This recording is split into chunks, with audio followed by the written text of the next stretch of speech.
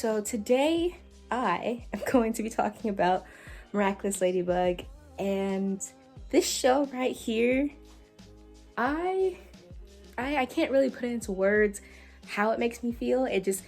I love it so much. I don't think I've ever watched a show that gave me the type of emotions that this show has given me all at once, like frustration, like sadness, happiness, and I don't know, it doesn't make any sense to me how this show is just so amazing, but at the same time, it's a kid's show. We're gonna go get McDonald's because I love McDonald's, so I'm gonna get food, and then we're gonna go and talk about this show because I love it so much, and I just feel the need to just talk about it, and I just want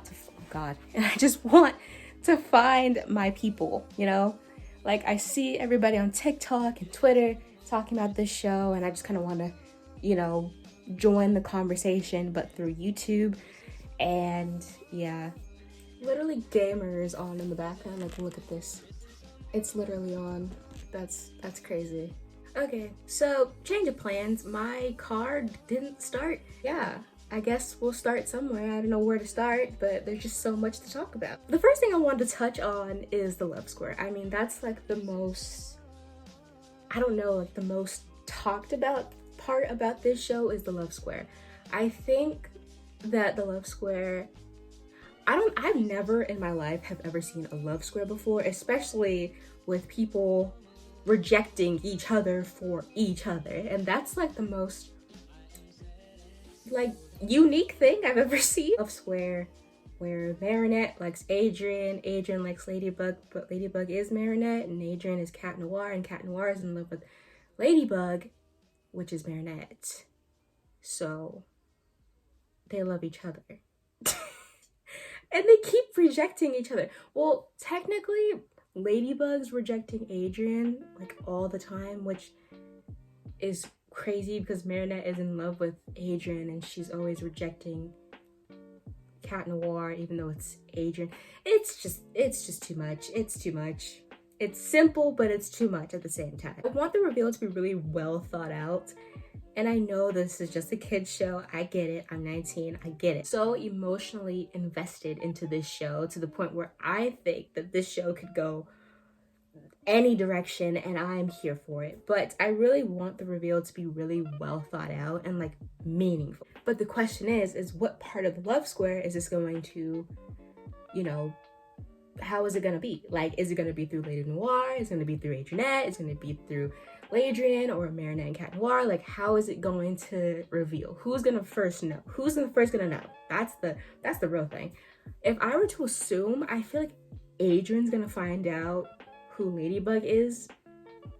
Only because the reason I only say that is just because I feel like Cat Noir is more curious to know who Ladybug is more than Marinette. But I just really want it to just circle around, if that makes sense. I want it to just neatly come back together and just shock everybody. That the show is going on to 7 seasons, and the thing about that is we don't know for sure is if 7 is it, or is 7 just for now. Are we gonna get 10 seasons? That's crazy. Could you imagine having 10 seasons of the show? I wouldn't be mad at it. And I have this thing in my head. So say in season 5 we get the reveal, cool, and then season 6 and 7 are just the repercussions of what happened in season 5, and we kind of just see how things go, and if Cap Blanc really does happen, or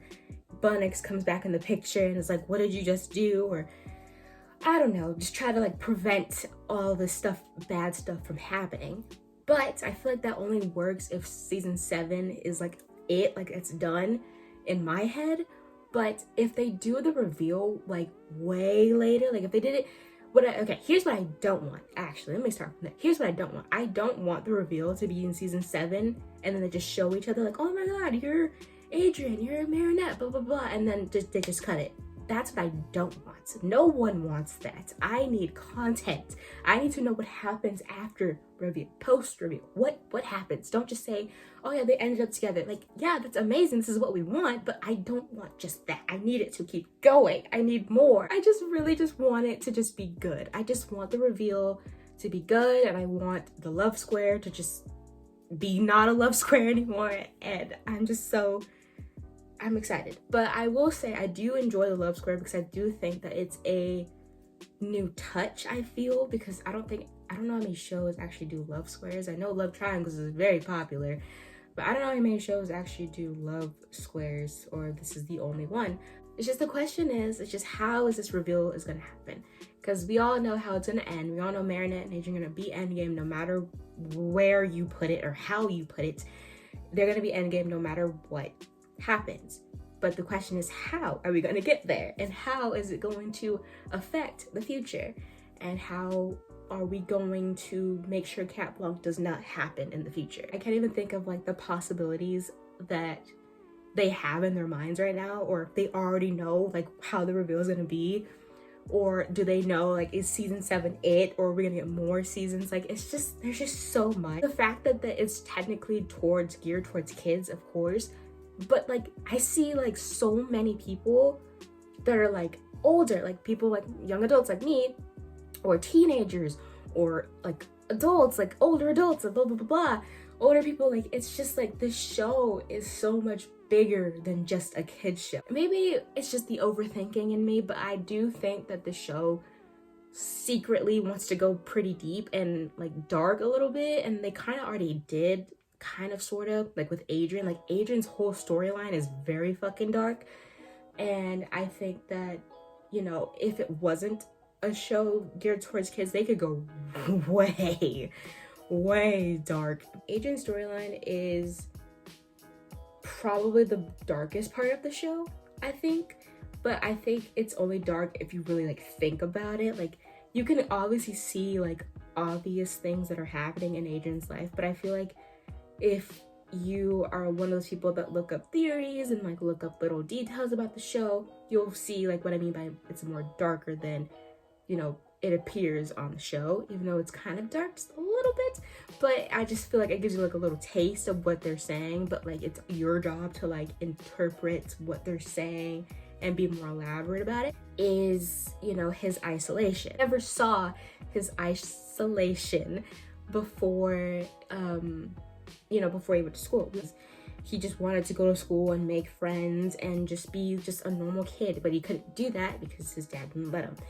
And, you know, he's a model, he has all these other responsibilities, he has to do fencing, he has all the other stuff that he's doing. At the same time, he's not getting the love that he wants from his father because his father just, you know, neglects him, basically. And he eats alone at the dinner table, and it's just like, it's so sad. Like, yeah, Natalie's like standing right there, but, you know, he just wants to be with his father. There's so many layers to Adrian that we never see, or will never see, but I just feel like if the focus kind of shifted a little bit to more Adrian, so we can like maybe see some backstory before he went to school. Adrian is just like a really like a genuinely nice dude. Like, he's just so sweet, he's a gentleman, he's nice, but at the same time he's like holding on to these like I wouldn't say demons, but like he has something in him that, you know, we don't get to see ever. Like, there's just you know, everybody has like a ticking point. Like, everyone has a little tick that'll just, you'll just explode, you know? And we haven't seen that yet, or where he was completely just like let loose and was like, you know, fuck all y'all. Kind of like that. Like, we haven't seen that type of moment yet. And I don't know, if I were to assume, we might get that in season 4, just because if you haven't seen season 4, you don't know what I'm talking about. But I'm not going to spoil or say anything about it right now. But season 4 so far has been so heart-turning, heart-wrenching, just so many different emotions. Watching the first 3 episodes of season 4 is like the most like, oh my god, it's just, it's so good, but it's so like, it hurts your heart so bad. And I just, I can't. I just don't like seeing them sad. Like, it's so upsetting. But it's just part of the process. It's part of the process. It's okay. Trust the process. I'm gonna trust it. We will get a happy ending. Marinette. I think Marinette is the sweetest human being ever, and needs to be protected at all costs. I mean, I feel like I speak for most people when I say that she needs to be protected. I do think that when Luca came into the picture, I do think that it was good for her to, you know, kind of steer away from Adrian for a bit, just because I think, you know, obviously it's her, you know, I guess obsession with Adrian in a sense is unhealthy, obviously, but I do think because it is a kid show and it's a cartoon, they can, you know, go to those lengths and those extremes, which I think is pretty funny, because it's like they can do that. They can just do that because why not? Like, just go extra, go above and beyond, because why not? And I think that's what makes Marinette so unique, is because she does these crazy things, and I'm just like, I could never do half the things that she's done, especially that statue scene or whatever. She thought Adrian was a statue, and she, oh god, that scene alone was just like, I'm gonna talk too much about Marinette because I really don't have much to say about her in general. Well, at least without, you know, talking about season 4. How about like the side characters a bit? Like Alia's the best. She's the best friend. She's trustworthy. I think she's the best, one of the best side characters, next to like Julika and Rose. Nino is a really good side character. I think all the side characters are really, really good. I do want to see more Julika and Rose content. Like, I do want to see their relationship be like confirmed. That's what I want. Like, I feel like everyone knows that Julika and Rose are like together, but like they haven't like, you know, made it like official like through the show. But I feel like it's pretty obvious if you watch it. But I want that to like be like confirmed. Like, I just want them to just say. We already know, because we already know that Nino and Ollie are together, which they are perfect for each other, might I add. But I do think Julika and Rose need more screen time. I do think that.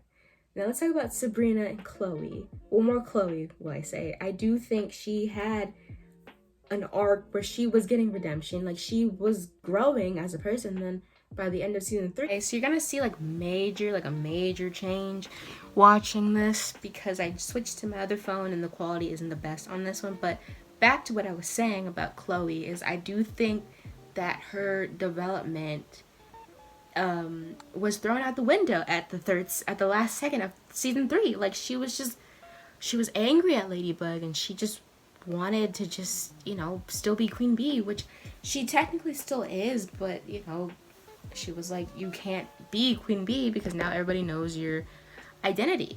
I just didn't like the way that they did that. I don't like that, you know, Chloe's development just went out the trash, and, you know, like, it just never happened. The thing about Sabrina is I think that she's really sweet, but I feel like, you know, she needs some development as well. I do think that she needs to stand up for herself. She needs to learn how to, you know, talk back to Chloe and stand up for herself. But at the same time, I do think that behind the scenes, what we don't see, like, when they're on our screen, is they actually have a really nice relationship.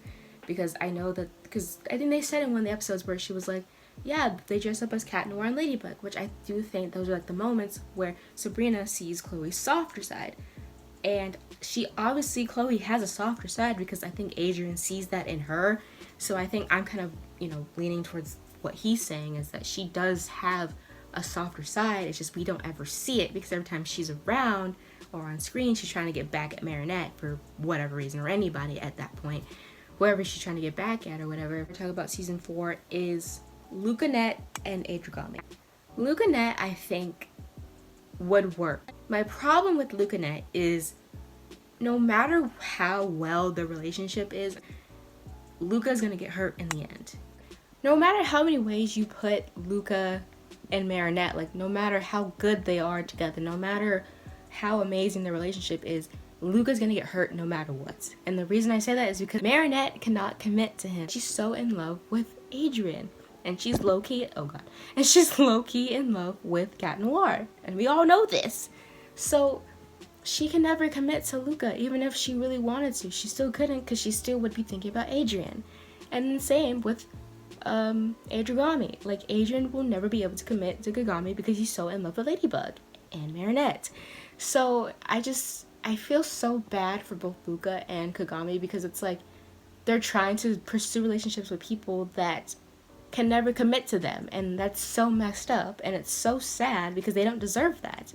I get they want to like try something new, but it's like at the same time, if they can't commit, they can't commit, and it's just like, it's so frustrating to watch, because it's like you want them to be happy, you want everyone to be happy, but they can't do that because they can't commit to these other people that aren't Ladybug or Adrian. So yeah.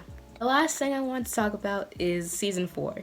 So far in season 4, I am very shocked at how, you know, how quickly they just ended Lucanette and Adrigami. Like, it was unexpected, because I didn't think that they were going to end it that quick, but they did.